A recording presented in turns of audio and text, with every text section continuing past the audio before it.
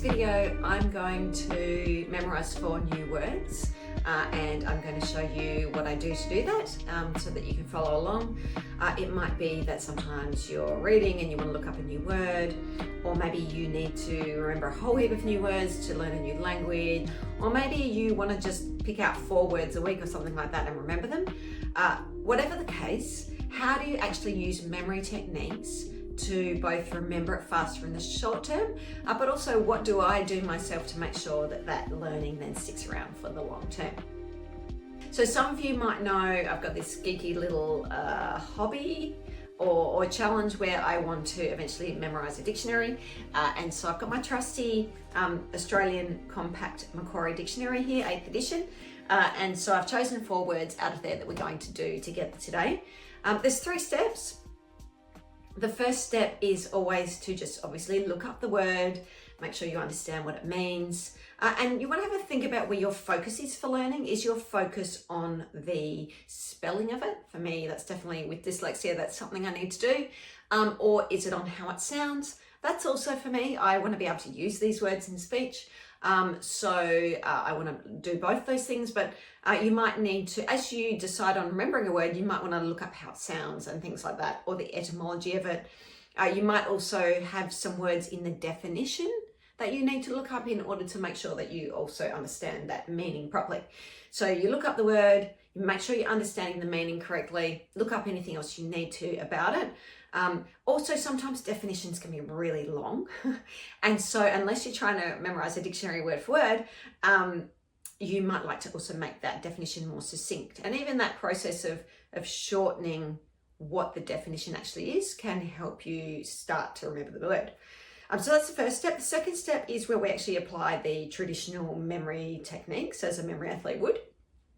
So here it's about looking at the definition and the word together and connecting them together. And so normally that's by listening to how the word sounds or how it's spelt, making an image that matches that, and then making another image to connect to it for the definition, or you change the original image that you had. And this will all make sense in a second, so don't worry too much.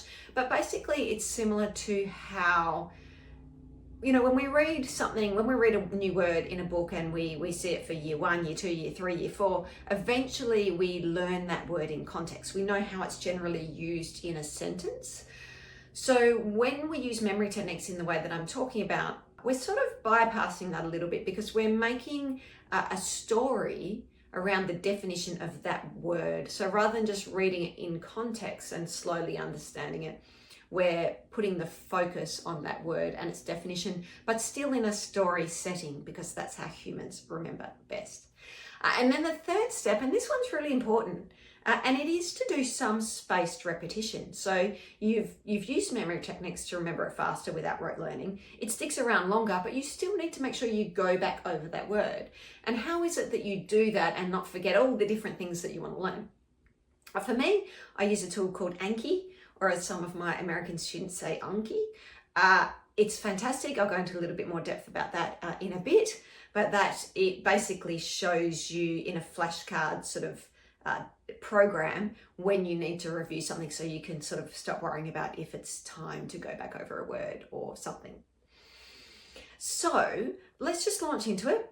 We're going to run through those 3 steps together. I haven't learned these yet really either. There's 1 or 2 that I've started to because a student of mine was learning it, but the others are new. So the first one we're going to do is abstruse, and it means difficult to understand. Abstruse. Difficult to understand. And I'm also memorizing the page number for each of these and where it is on the page, but don't worry about that. And so step 1, do I need to look any of these words up?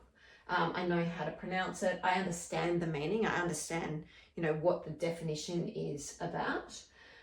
So now I go on to step 2, which is to make this little story. So first thing I kind of do is I go, what sounds and what words do I see in here. So I go ab, and that makes me think of abs, like on your stomach. And actually, this is the one that a student of mine was memorizing. And then struce.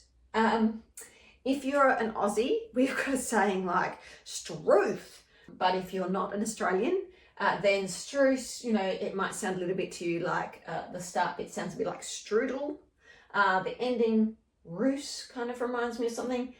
It's strangely reminds me of like strasser or something as well, but that's okay. So I'm going to go with ab, as in ab, and strudel, but I know that it ends in struce, and with a bit of repetition that would be fine. And then I want to kind of manipulate that image I've come up with to link this difficult to understand. So I'm going to look down at my ab and go for strudels. So I'm seeing abs with strudels, desserts, and I'm finding it difficult to understand why my abs look like this. So abstruse. I'm going to have to pay attention a little bit to the spelling because of being dyslexic, but it's really about, this isn't too tricky a spelling, so it's, in this case it would really just be about paying attention to it. And then the third step from here for this word would be to put it into Anki. And as discussed, I will talk about that a bit more. I'm actually going to do another video in depth as to how I actually put it into Anki. The next word we're going to cover is truculent, which is fierce, cruel, brutal, savage. So it was truculent, and it was fierce, cruel, brutal, and savage, and that is on page 920 for me. So basically, if you're curious, you know, that's an image to me. It's a little bit of an abstract image, so I won't go into it right now. But I will attach that to this other story as well, and that's how I'll know what page this is on. Step number one really is, you know, do I know how to say this? I googled it, it's truculent. Do I know what all of these things mean? Yes, I do. And they're pretty straightforward. I do actually just want to check that I have spelt them correctly. Yes, I have, good. And what I like about this one is the definition is just 4 words. So if you've played with memory techniques before, you've played with memory palaces, this is basically just like a little mini memory palace around this word. And so it's actually a pretty easy one. Truculent sounds a lot like truck, you, lent. So I'm going to go with, and this one I did actually work a little bit with a student as well on. There's a truck, and on the side it's like you lend, even though it's you lent. And I've lent this truck, I've borrowed it. So there's truculent. I'm going to hand back the key now. And the person who I'm handing it back to, it looks pretty fierce, like they're not looking very happy with me. And when I think of fierce, and I want to make sure I say fierce and as opposed to some other word, I'm going to think of sort of fire coming out of their head and they're looking all fierce. And so I sort of, you know, hand back the key, and they twist my hand. I'm giving them the key and they twist my hand, take the key.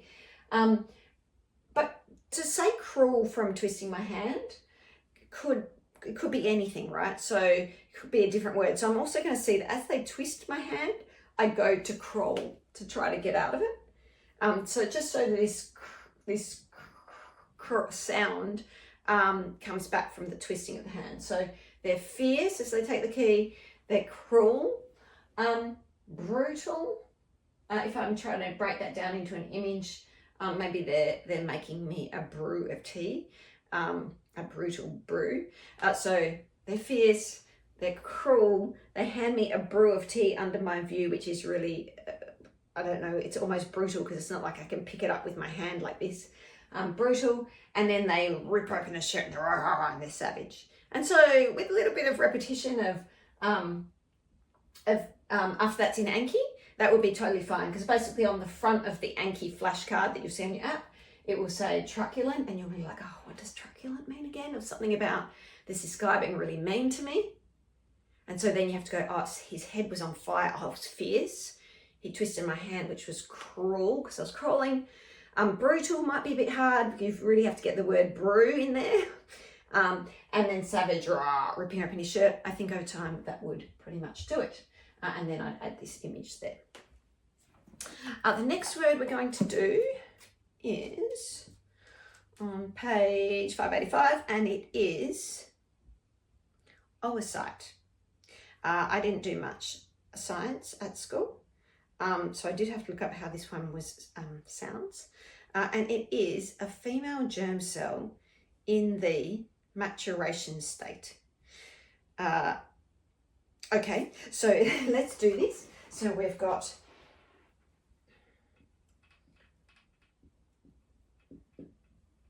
oocyte. So I haven't learnt this one yet, so that's good. So it has, I looked it up though, so this would still be in step 1, and it's pronounced O-A-cyte, like that. And its meaning is a female germ cell in the maturation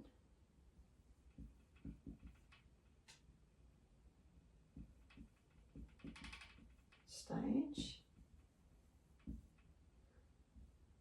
page 585. Okay. Sorry about those two big O's there. I think I did that because I'm trying to think of O at the beginning. So, oocyte. All right. So what does this sound like? Or oh, first of all, do I understand what this means? Yeah, look, I think I do, so that's good. I did look up how it sounds, oocyte, so that's good. I am paying attention to the spelling because this is getting a little bit trickier. Partly why I drew these two big O's, oocyte. If I think about what that reminds me of, like the first thing that springs to my mind, which is exactly what you should do, don't deliberate about it too much. I think of, oh, a site. And if I think about what that is, oh, a site, I'm thinking of like a building site, like a vacant building site. And I think probably because I'm trying to think of the O's, I see it like I'm almost looking from above and I see them like in an O shape, this vacant building site, oocyte. And then I realise that I'm actually looking at a germ. So I'm looking at this site and I see this germ. Oops. And then, so I'm looking at the germ, but I need to get female germ in there. So as I look at the germ, I see that it's female, so it's shaped a little bit curvy. A female germ cell, so that might be a bit tricky, but with repetition it'll be all right.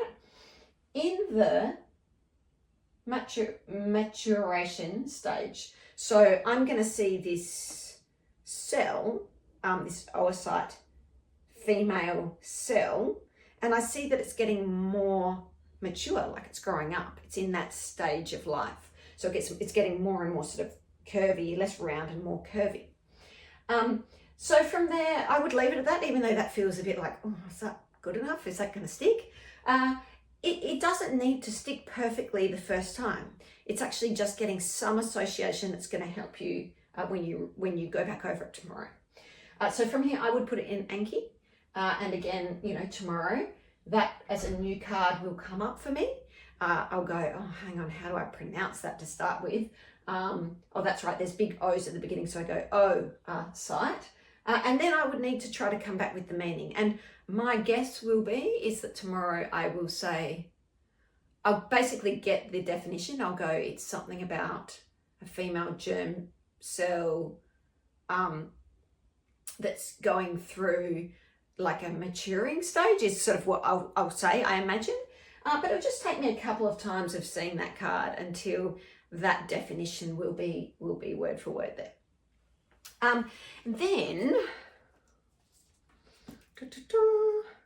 the last one we have here is regale, which is to entertain agreeably, delight. regale, gale, I just think of like a gale of wind. That's the first thing that pops into my mind. I don't need to make this more succinct. I understand what it means. So I move straight into the, into the memorization phase. Gale, wind, re. As you memorize more and more using memory techniques, you tend to get little tricks that you use over and over again. One of them is re. If I see re, I tend to like redo whatever I just saw. So if I see a gale of wind blowing and then it stops and then I see it go again, and that means regale. You might come up with something else for a gale that reminds you of it. And it means to entertain agreeably, delight. So then I think of what image I could make that blends these two together in a story, so it makes logical sense. It's not abstract, it matches its meaning. And so I'm going to go, I'm entertaining a group. So I walk in, I enter the room, there's a table there. They're all agreeing with each other that this is great. I to entertain agreeably, and I put down on the table Turkish delight. So to entertain agreeably, delight. And then the trick is to really see that regale image with that. So as I see that whole story now, where I'm putting down this delight into the entertained agreeably table, it's windy. There's a gale, and it stops and then it starts again. So it's regale. So from here, again, I put it in Anki, come back to it tomorrow. And for all of these words, going back to it in Anki is really not a long process. It's just, new words. It'll be a couple of minutes at most. Once you've got these words a little bit more firmly in your memory, it'll be a couple of seconds. So that's the great thing about using some sort of algorithm to determine when you need to review something. You're not going to have to over-review, and you don't have to worry about not reviewing. But I will make a more in-depth video about how we actually do that in Anki as well. So I've put some links down below to some videos that might be relevant for you and some blogs. Keep your eye out for that Anki video. If you did like this video, please do give it a thumbs up. And if you haven't already subscribed to my YouTube channel, please do so. And that way you'll know when my new videos come out.